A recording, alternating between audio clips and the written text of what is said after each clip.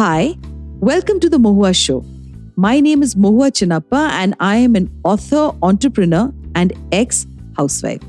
This podcast is about everything from business to technology to arts to lifestyle, but done and spoken ईमानदारी से. Hi, in today's episode we have with us Mrin Agarwal. Mrin is the founder of FinSafe India Private Limited, a financial education company in the space of financial well-being. In the last 7 years, FinSafe has impacted more than 150,000 people to lead better financial lives. Mrin has more than 25 years of experience in wealth management and has worked with Citibank, Deutsche Bank and Birla Sun Life. Mrin has extensive experience in investment advisory and banking, debt and stock markets and regularly contributes articles to some of India's major dailies like Economic Times, Business Standard, Deccan Herald and more. Mrin has won the CNBC Grand Jury Prize for work done towards financial education and inclusion in the UTI CNBC Financial Advisors Award 2015 and 2017. And today it gives me immense pleasure to welcome her to the Mohua show. Welcome, Mrin. Thank you, Mohua.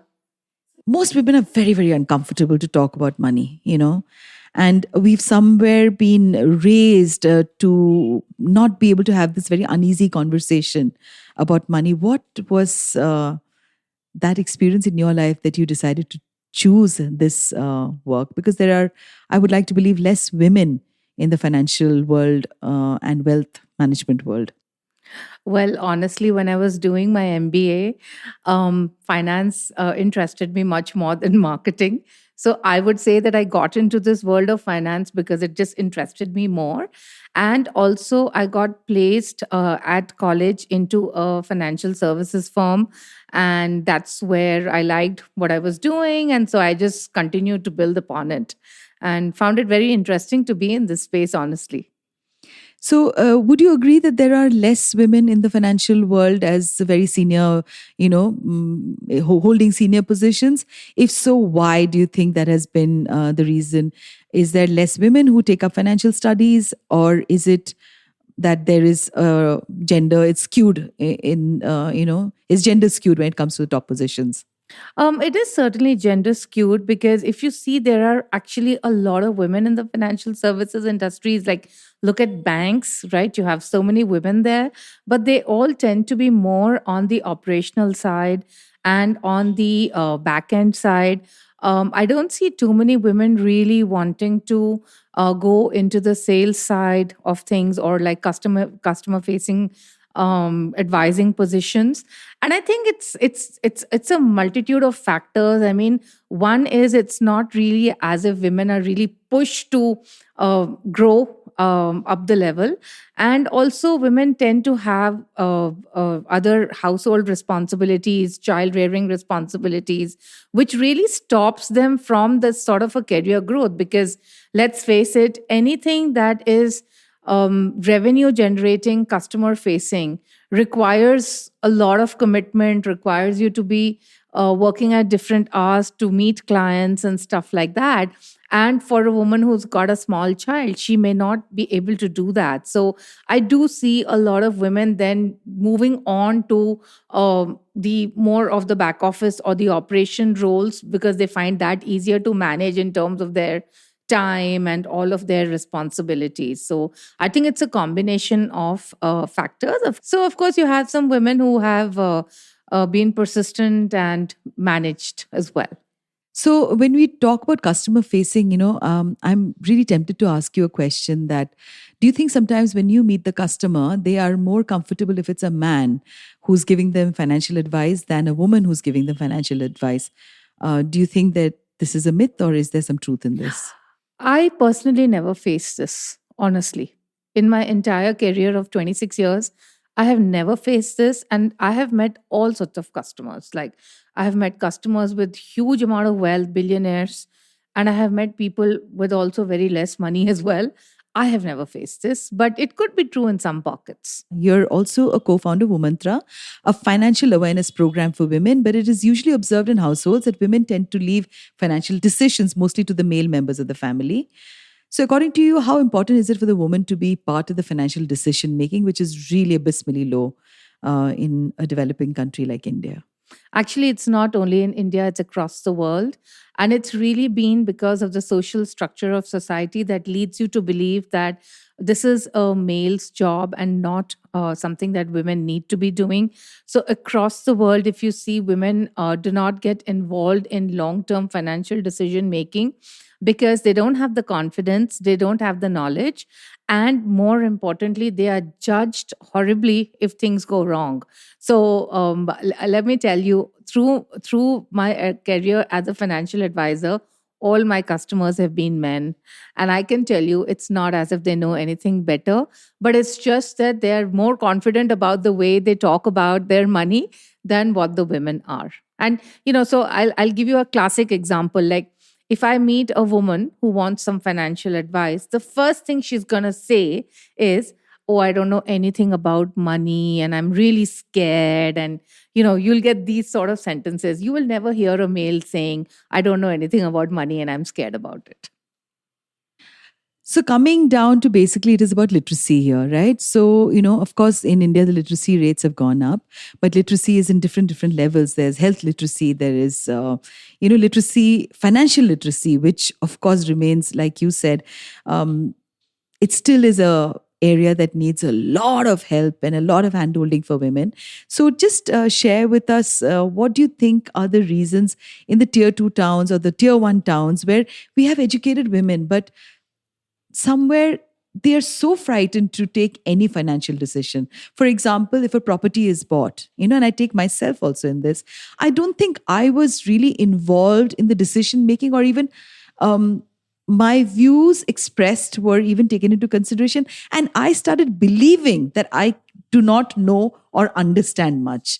So how do you tackle this sort of an issue? Well, as I said, one is about being judged for taking the wrong decision. If a man loses money in stocks, nobody's going to tell them that they lost money. But if a woman does it, they're going to be like 10 people saying, I told you so, right? And so I think women don't, want to be in that situation where it causes some sort of distress in the family. And so they themselves just take a step back. Also, I believe that at this stage, women do not still believe in financial well being.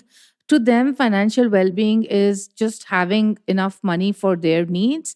And and as long as their children are being educated well, and all of that, I think they think that's financial well being. So I think women are really not placing importance to being financially independent.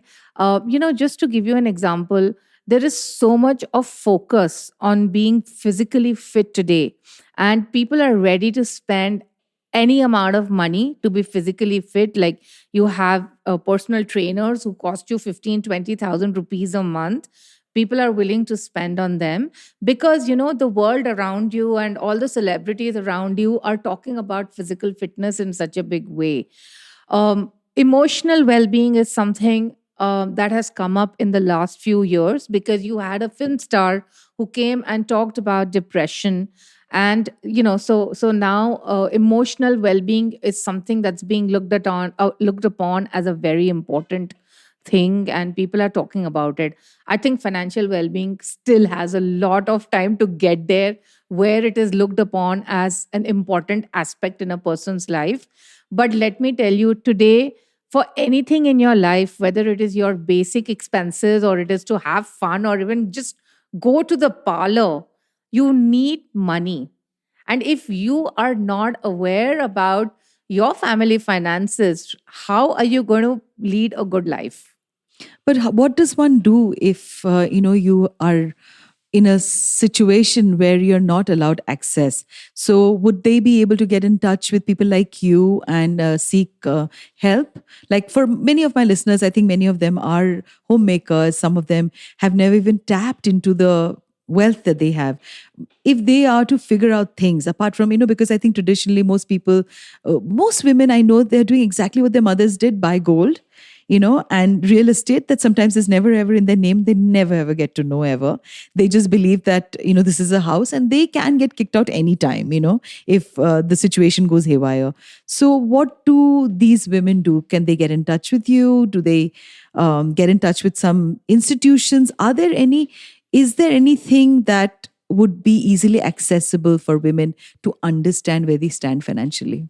Unfortunately, no one can help them externally, right? Neither me nor any financial institution.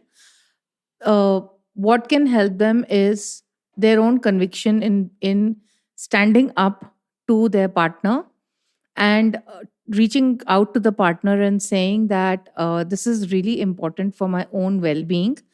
A lot of partners are not going to understand that. I know that, right?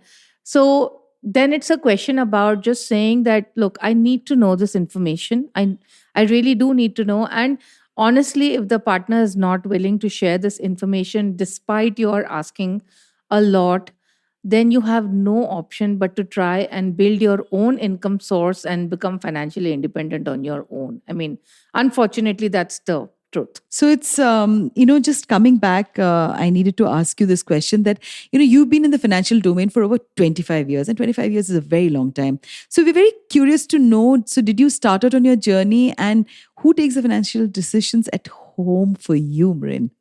I take all the financial decisions at home, by the way. My husband does not leaves the entire money management to me. He's not involved in managing the money at all. So I do the entire thing on my own. How wonderful. And obviously, there is so much of power that I can see while I'm sitting across you, because financial independence is the first level of empowerment for a woman. We are nothing without the money. So, credit score is something that also plays, I mean, I'm just changing the topic a bit, that plays a big role while applying for loans. But most often than not, people struggle with maintaining high score and they don't understand that much. So, what advice would you like to share with our listeners for improving their credit scores? Firstly, be aware of what documents you have signed on. Like, a lot of people tend to sign on as guarantors to a loan, or tend to sign on for loan for others. So I think first and foremost, you need to be aware ki how many such papers have you signed, what is the sort of loans that you have against your name. And if you have a lot of loans against your name, obviously you need to start reducing the number of loans, especially the unsecured loans. So that's like your buy now, pay later, credit card loans, personal loans, right? So any unsecured loan, if you have too many of them, you certainly need to start cutting down on that. Also, on the credit card expenses, even if you're paying your bills on time, it's good to limit the overall expenses per month to about 40 to 50% of the credit limit. I'm uh, I'm speechless, because this really goes out for so many of us women, because we feel that in a marriage we sign up papers, and our husbands have decided to take a loan, and many of us don't even delve into it. This is such an important point, Mrin, that you've made. Also, I think stock markets, we usually see these bigwigs, of course, like the late Rakesh Junjunwala. It creates a perception that one needs a lot of money to invest in stocks. We fail to acknowledge that even the top guns started very small. So, what opinion do you have regarding, starting out small if somebody's interested in, investing in the stocks? So, first and foremost, you don't need very big money. Even if you can start with 500,000 rupees a month, there's a very good instrument known as an index mutual fund. There are so many stocks. There are more than 5,000 stocks in India. Don't even think that, you're capable of actually figuring out what stock to buy. Honestly, if you were to ask me what stock to buy, I would say I don't know, because there's so many stocks. I don't have the time, I don't have the bandwidth, and I don't have the right information to make a decision as to what stock to buy. So I myself, as a financial advisor, have left this decision to a mutual fund manager to invest for me, right? So, and I think there are so many good mutual funds with 20-25 year track record. And if you still find it very difficult to figure out what fund to buy because there's so many funds, you have something known as a simple index fund. So the index fund replicates an index like Nifty or Sensex, and you can just buy a simple Nifty 50 index fund. You can start an SIP with 500 rupees in that. And honestly, if you were to ask me, we make money management complicated. It is very simple. It's 4 or 5 very simple actions. If you can just follow through your life, that is what is very important. I just want to also put a disclaimer out here that when you're buying a Nifty 50 fund, please ensure that you have at least 7 to 10 year holding period, because in the short term, which is 3 to 4 years, stock markets can be extremely volatile. What tips would you like to share with our female audience who want to gain financial knowledge but they don't know where to start? The first thing is to become an informed investor, right? So often people ask me what's the best investment to have. And what I would say is that that's the last part of the whole story. The first part is to actually understand what you want out of your money, right? So the first thing is to be an informed investor. I would highly recommend that take the subscription of one of the financial dailies. Most of them carry very good personal finance columns. My personal favorite is Money Control. I also write a monthly column for them. Um, the second thing that you need to do is that you need to do goal planning. So you need to first ask this question to yourself: what am I saving this money for, and when do I need it? Most often people invest in a very ad hoc manner. So it's like, I've got money today. Oh, let me look at what's doing well. I see in the last 6 months this fund has done well, so I'll just go and put money there. That's not the way you invest. It has to be based on financial goals. So figure out, what is my goal, how long do I need to keep money for, and accordingly choose an instrument. Now there are many instruments available in the market, and obviously we cannot cover all details of that.